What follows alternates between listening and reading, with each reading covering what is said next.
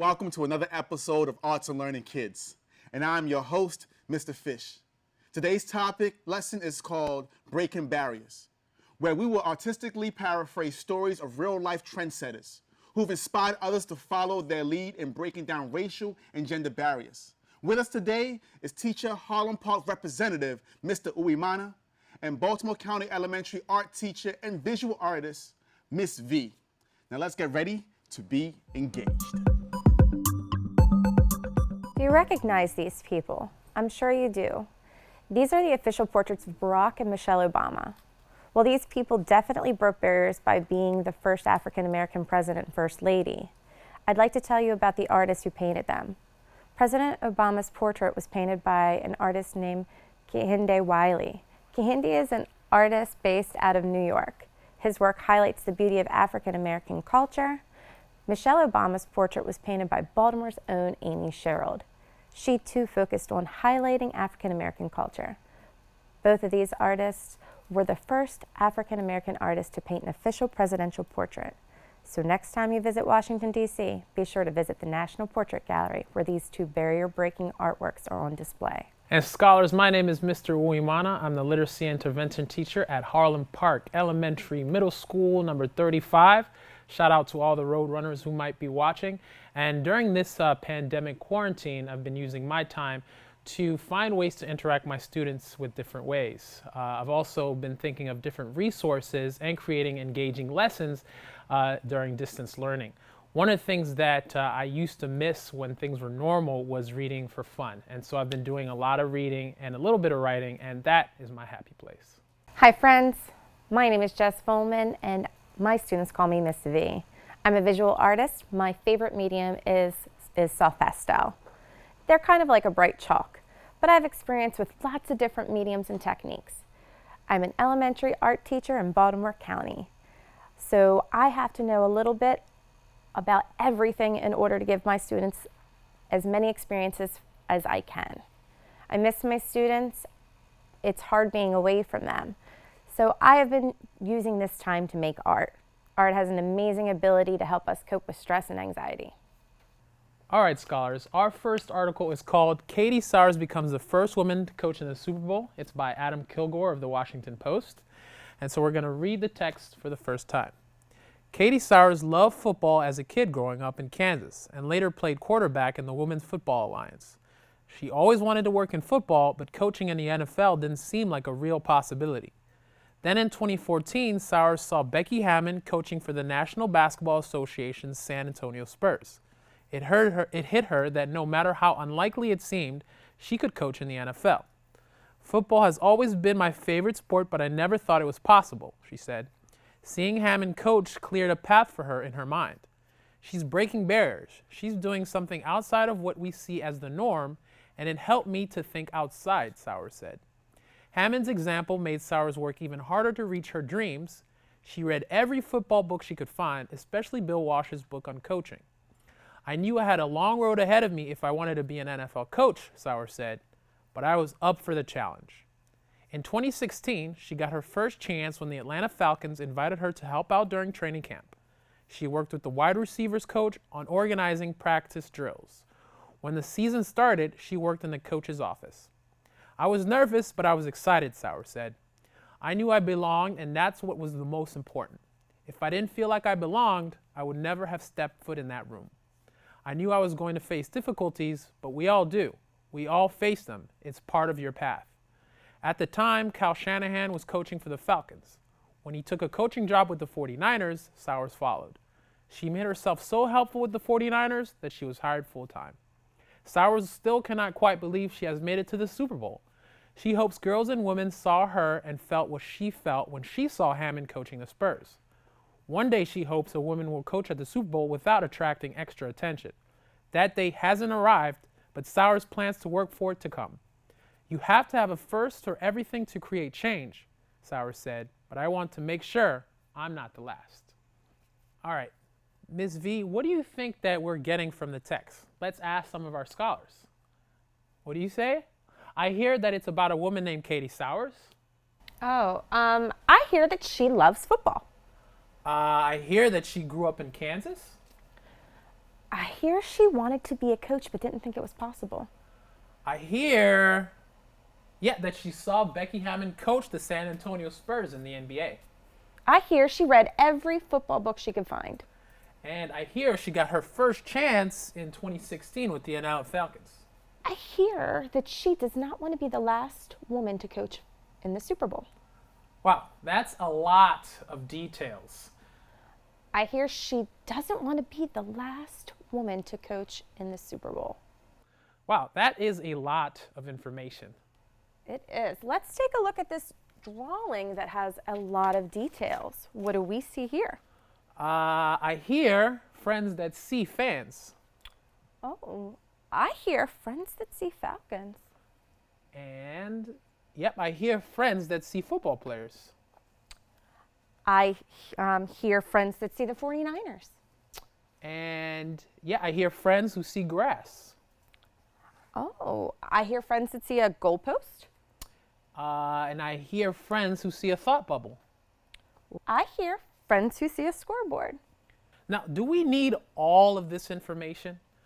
Like, what if we only had a few minutes to share? And how can we paraphrase the most important details? How can we put this into our own words? And how do we find our own voice to share all of this information? And do we need all of these details in our drawing? Or does it distract from the focus? In this case, it's really hard to find Katie Sowers. In art, we need to make sure that there's unity and balance, that people can find a point of focus so that they can understand what the artist is trying to convey. Let's go back into our text and try to see how to paraphrase all of this. Do you remember what we do when we find a word we are unfamiliar with? We look inside the word, around the word, and beyond the word. In this case, let's look inside the word. The base word in paraphrase is phrase. The prefix para means side by side or beside. So think of paraphrase as coming up with a similar or more simple phrases that go beside the ones that we've already used. We can use the 5 W's to help us pull out the most important points of the story.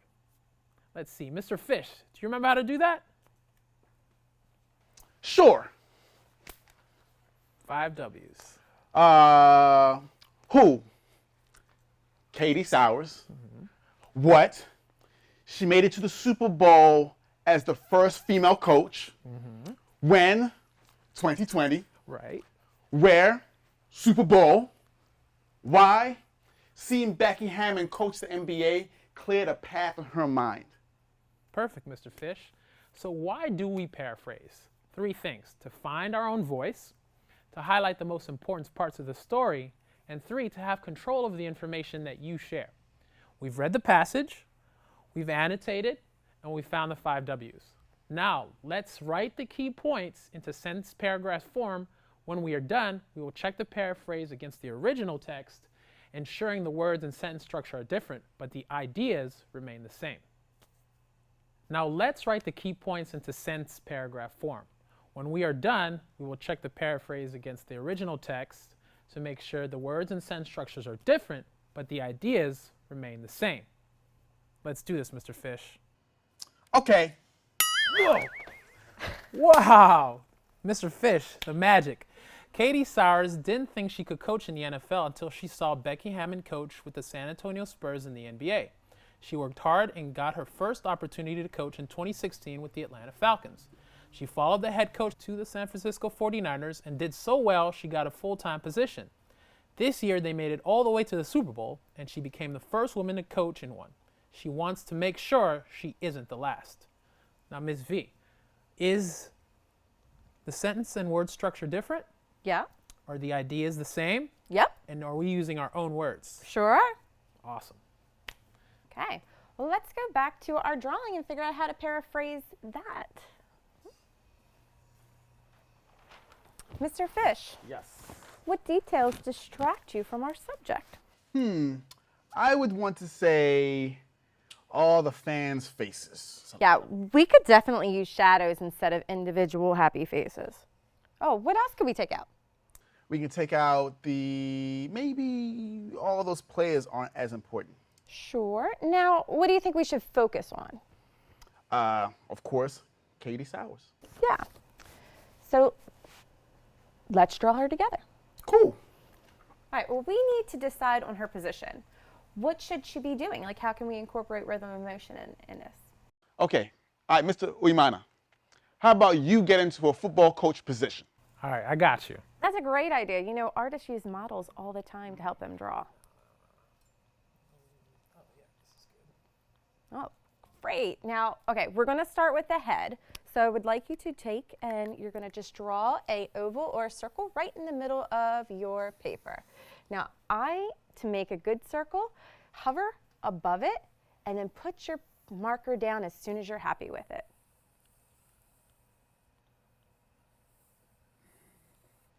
Perfect. So if we look at him, he's standing from the side, so we only see one of his shoulders. We're going to represent that shoulder joint with just a small circle. So again, hover above your paper, and when you're happy, go ahead and put your marker down. Perfect. All right, now if we take a look at his midsection, we're going to represent that with just a light line, not too far down, because he doesn't have a long torso. That's perfect.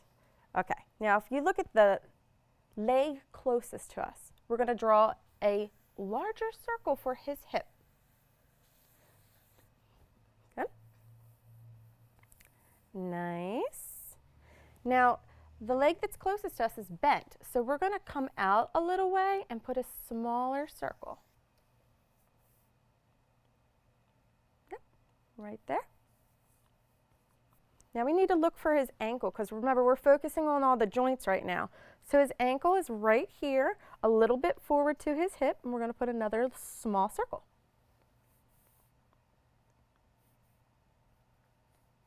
Nice job. That's how you do it. So what you're going to do now is you're going to connect those with a really light line. It's like these are the joints and the line is the bone.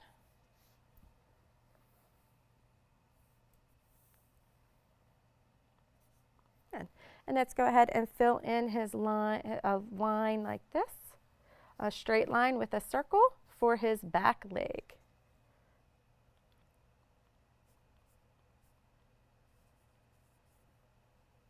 Good, and it's okay if it's not perfect. We're practicing right now.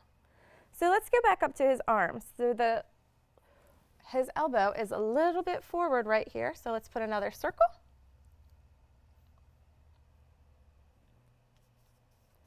And another circle for his wrist. Now his arm is going to go this way and this way. And his other elbow is back here. Now we don't see that shoulder too much, so it's just going to come right up to there.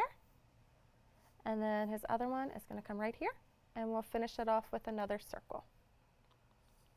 Now if you look at our artwork, I'm noticing that I kind of drew our heads a little too big, but that's okay, because what we can do is go back and fix it.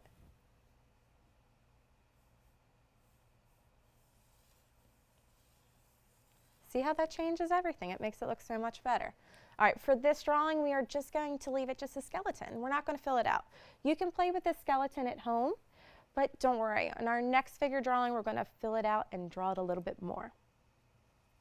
Awesome. Now let's put our paraphrasing together with our drawing of Katie Sowers, and this tells her story.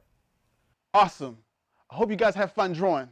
But right now, I'm going to need you guys to put your pencils down. We're about to take a break, and we'll be right back.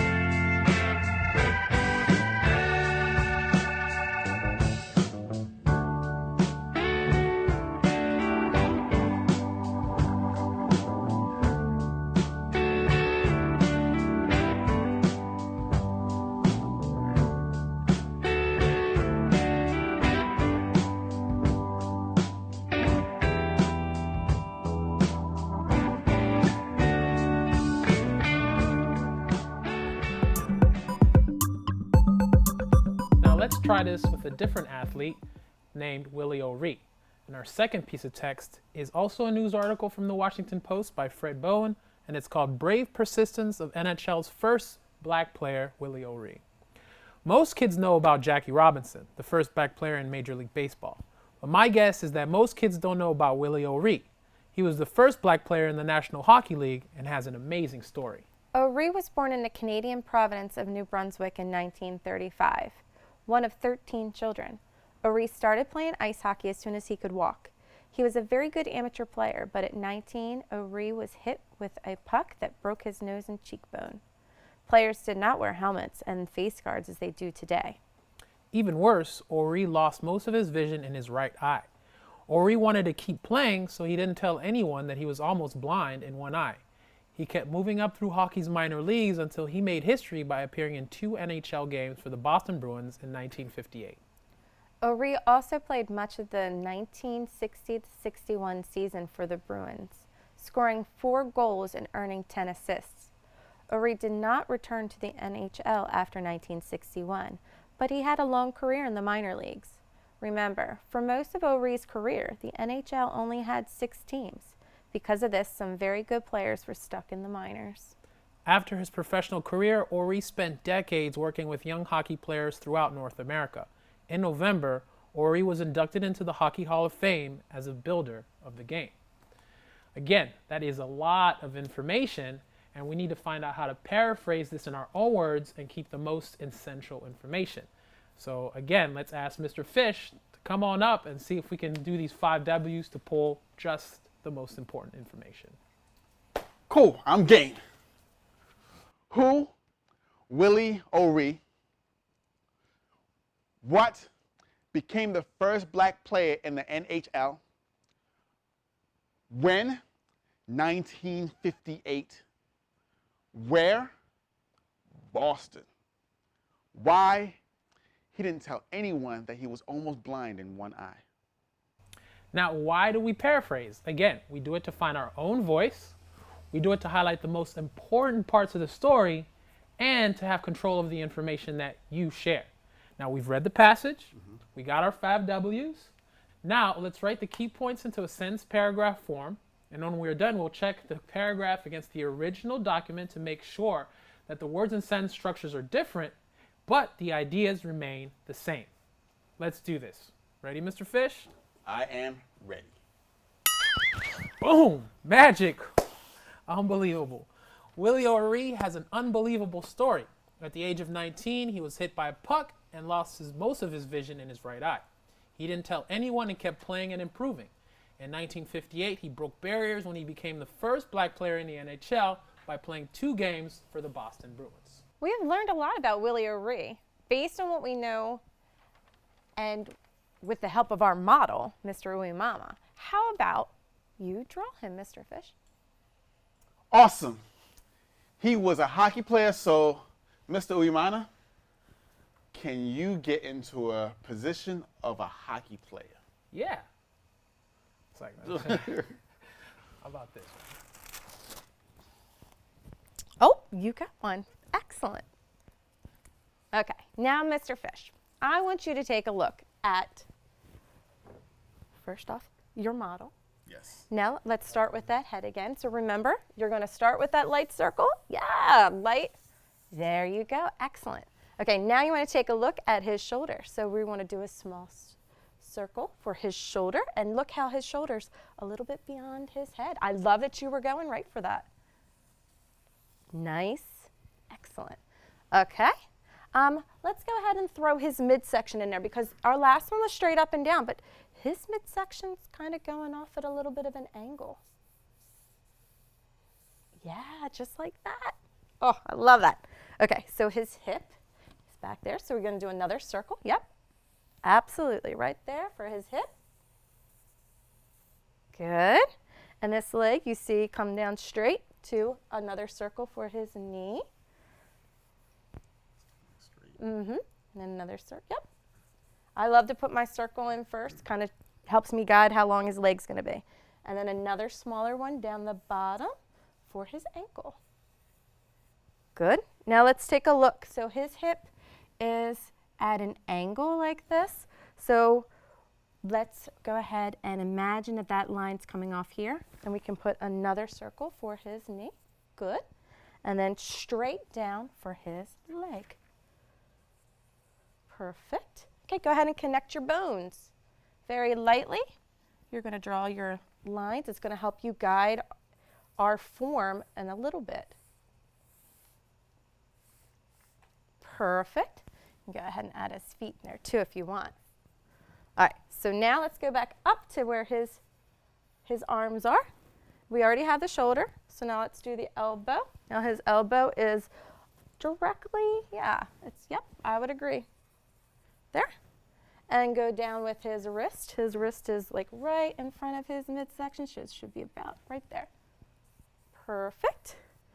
Now his back arm, so if you imagine that this is his shoulders, he would have another light line right there. You can send maybe a smaller circle, help you guide. And then it's coming down with another small circle, yep. And then another smaller circle down here. Perfect. And go ahead and connect those.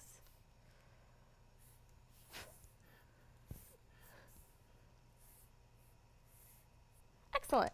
Okay, so now we want to take our drawing a little further. We're going to give him some form. So I'm going to go behind you real quick, and I'm going to show you some examples that I did.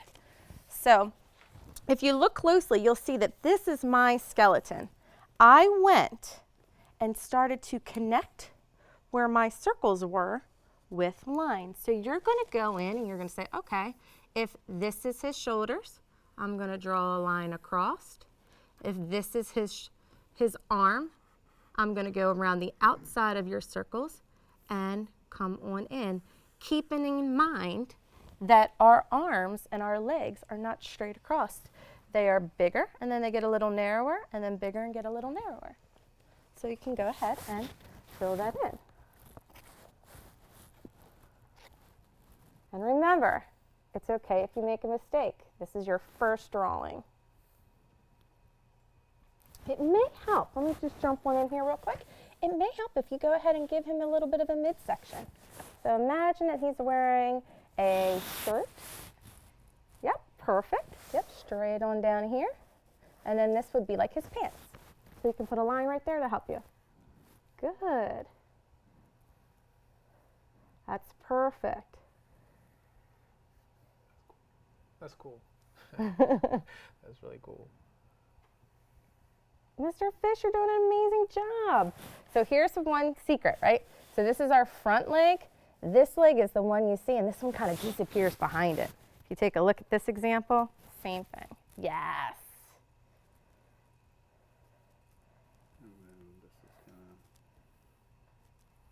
Yep. That's, yes. Nope, that's good. Nope, keep going with it. I like it. Yes. You can go ahead and give him a little bit of a neck so his head's not floating. It's perfect. Hands are really, really hard, so we'll just leave that there. Now the next thing you want to do, so we have our drawing. We could even take crayons or color pencils and start coloring them in and design it if we want to, but we need to give our character some expression. So if you'll take a look at this page I had in my sketchbook, I'm going to give you some ideas of some expressions. Now we start our expressions with guidelines. So you have to think about which way he's looking. Yes. So if he's looking up, he'll have a line going up. If he's looking down, he'll have a curved line going down. It's kind of like Yes. Yep. Perfect. Okay, now you have to decide what kind of eyes do you think he wants to have? What kind of eyes do you think a hockey player would have? Ooh, I like them. Serious. Yes. Determined eyes. Yes, I love those serious and determined eyes. Which is the best example of determined? Would this fall into more? Yeah, I love that one. So it's like a line across and then a U underneath of that line. Yeah. Ooh, I like that. That's perfect. That gives it some really focus. All right, excellent job. He's got his nice serious eyes.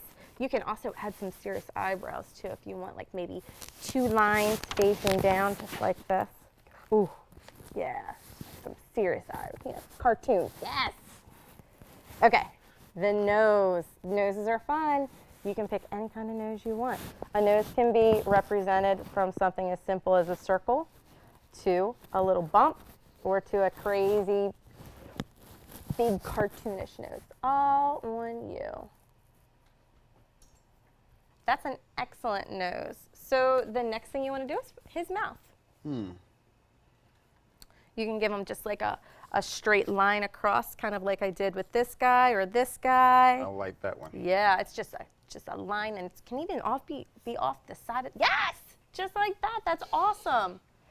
Now, after you would do all this, if we were finishing this drawing, you could add his like helmet in there and his hockey stick or a puck or a goal and all kinds of things in the background.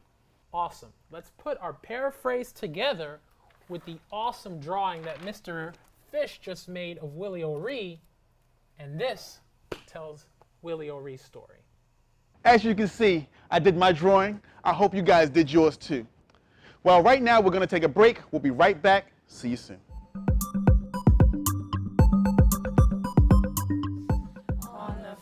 Day of science, the Science Center gave to me a giant ball explosion. On the second day of science, the Science Center gave to me 2 chemicals and a giant ball explosion. On the third day of science, the Science Center gave to me 3 foaming flasks, 2 chemicals, and a giant ball explosion. On the fourth day of science, the Science Center gave to me 4 hydrogen balloons, 3 foaming flasks, 2 chemicals, and a giant ball explosion. On the fifth day of science, the Science Center gave to me 5 thermoses, 4 hydrogen balloons, 3 foaming flasks, 2 chemicals, and a giant ball explosion. Sixth day of science, the Science Center gave to me 6 beakers bubbling, 5 thermoses, 4 hydrogen balloons, 3 foaming flasks, 2 chemicals, and a giant ball explosion. On the seventh day of science, the Science Center gave to me 7 rockets launching, 6 beakers bubbling, 5 thermoses, 4 hydrogen balloons, 3 foaming flasks, 2 chemicals, and a giant ball explosion. On the 8th day of science, the Science Center gave to me 8 planets revolving, 7 rockets launching, 6 beakers bubbling, 5 thermoses, 4 hydrogen balloons, 3 foaming flasks, 2 chemicals, and a giant ball explosion. 9th day of science, the Science Center gave to me 9 beakers making, 8 planets revolving, 7 rockets launching, 6 beakers bubbling, 5 thermoses, 4 hydrogen balloons, 3 foaming flasks, 2 chemicals, and a giant ball explosion. On the 10th day of science, the Science Center gave to me 10 pipelines propelling, 9 beakers making, 8 planets revolving, 7 rockets launching, 6 beakers bubbling, 5 thermoses, 4 hydrogen balloons, 3 foaming flasks, 2 chemicals, and a giant ball explosion. On the 11th day of science, the Science Center gave to me 11 dinos roaring, 10 pipelines propelling, 9 beakers making, 8 planets revolving, 7 rockets launching, 6 beakers bubbling, 5 thermoses, 4 hydrogen balloons, 3 foaming flasks, 2 chemicals, and a giant ball explosion. On the 12th day of science, the Science Center gave to me 12 lights up blinking, 11 dinos roaring, 10 pipelines propelling, 9 lakers making, 8 planets revolving, 7 rockets launching, 6 beakers bubbling, 5 thermoses, 4 hydrogen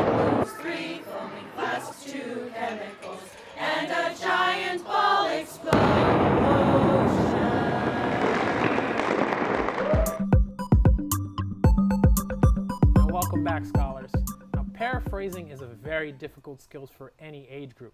So just like Ms. V said throughout the entire lesson, don't be afraid to make mistakes.